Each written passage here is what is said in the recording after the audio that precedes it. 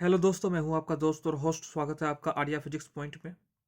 तो last class में हम लोगों ने पढ़ा था रेडिएशन के बारे में कि what is radiation, when the heat energy is transmitted from one point to another point in the absence of any continuous medium, then the process of transmission is no of heat is known as radiation.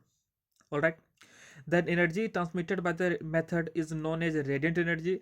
In this process the heat energy is transmitted in vacuum or gaseous medium. तो radiation क्या है? जब बिना किसी माध्यम के heat energy एक point से दूसरे पॉइंट तक पहुंच जाए तो इस प्रोसेस ऑफ ट्रांसमिशन को ऑफ हीट को हम लोग कहते हैं रेडिएशन।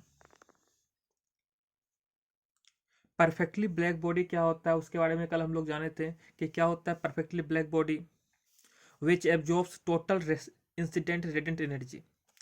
परफेक्टली ब्लैक बॉडी वही है जो उस पर पड़ने वाले टोटल इंसिडेंट रेडिएंट एनर्जी को अपने अंदर एब्जॉर्व कर ले। और परफेक्टली ब्लैक बॉडी एक अच्छा एब्जॉर्वर के साथ साथ एक अच्छा इमीटर भी होता है। जब एक सफिशेंट टेम्परेचर तक वो पहुंच जाता है तो it also emits the total radiant energy after heating it at absolute sufficient temperature. Thus, a perfect black body is defined as that body which absorbs the total radiant energy incident on it, and it also emits total energy after heating it at sufficient temperature. Example में क्या था? Lamp black, basement black approximately behave like perfectly black body. Kirchhoff's का principal क्या था कि जब एक spherical enclosure को कांस्टेंट टेम्परेचर बाथ में रख देंगे तो वो बिहेव करेगा परफेक्टली ब्लैक बॉडी की तरह। ये किरचॉफ्स प्रिंसिपल दिया था। लास्ट क्लास में हम लोगों ने इमिसिव पावर जाना था कि emissive power the amount of energy emitted per unit area of the surface of the body black body per unit time due to unit degree rise in its temperature in unit wavelength range is known as emissive power of the surface of a black body. For the radiation of wavelength, the emissive power of a black body is represented by E lambda, and that for the perfectly black body is represented by capital E lambda. Absorptive power क्या था? The absorptive power of the surface of a black body is defined as the ratio of energy absorbed by the surface of the black body to the amount of energy incident on the same area of the body in the same time.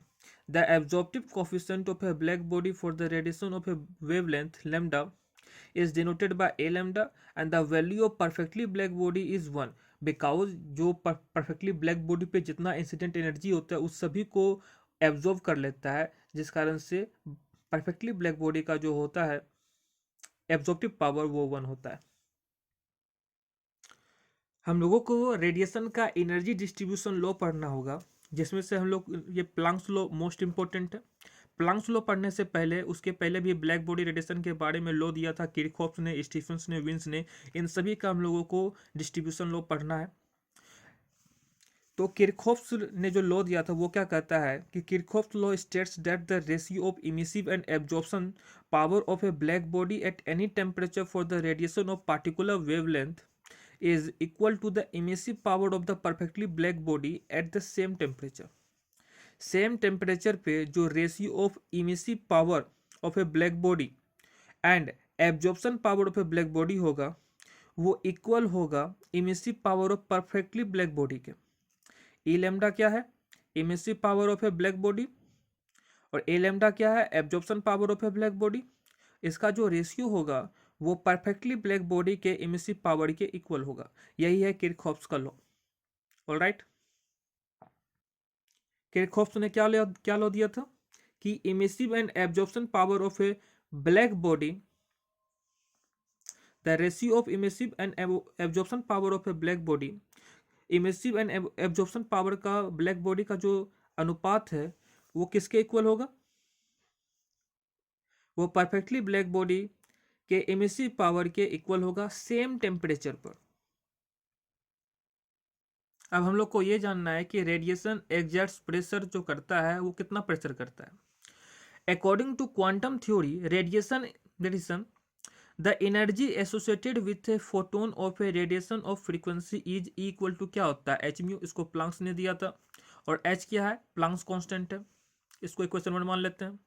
According to theory of radioactivity, the energy of the photon is given by E equal to mc square होता है. इसको Einstein ने दिया था equation 1 equation 2, where m and c be the mass and velocity of the photons respectively. From equation 1 and 2 we have mc square equal to h mu.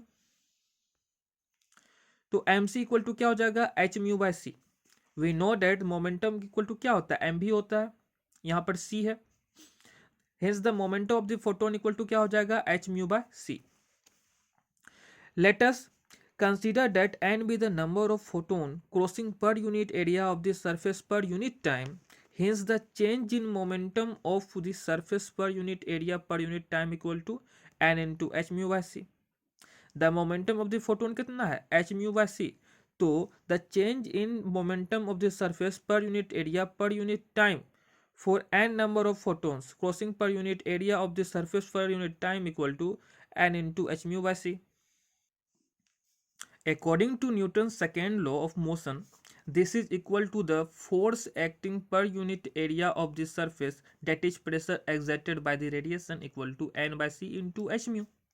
इसको equation 3 मार लिया. यहाँ पे n by c क्या है, n by c है the number of photons per unit volume. Because the photons crossing per unit area of the layer per unit time lies in volume from equation 3, we have therefore the pressure exerted by the radiation equal to number of photons per unit volume into energy of each photon. h mu क्या है, energy of each photon, और ये क्या हो गया, number of photons per unit volume into energy of each photon, ये हो जाएगा energy density, energy per unit volume, इसी को कहेंगे हम लोग क्या, energy density. When the radiant energy is allowed to diffuse then the pressure exerted by the radiation on the surface in a particular direction is given by, ये P हो जाएगा U by 3. जितना उसका रेडिएंट एनर्जी होगा उसका कितना हो जाएगा, 1/3, P equal to U by 3 हो जाएगा. और इसका हम लोग बहुत जगह यूज करेंगे कि when the radiant energy is allowed to diffuse then the pressure exerted by radiation on the surface in a particular direction is given by P equal to U by 3. तो मिलते हैं नेक्स्ट वीडियो में. Tata, see you, signing out, God bless you all. Next class में हम लोग Stephen law करेंगे, तो channel को लाइक एंड सब्सक्राइब कर दीजिए. मिलते हैं नेक्स्ट वीडियो में.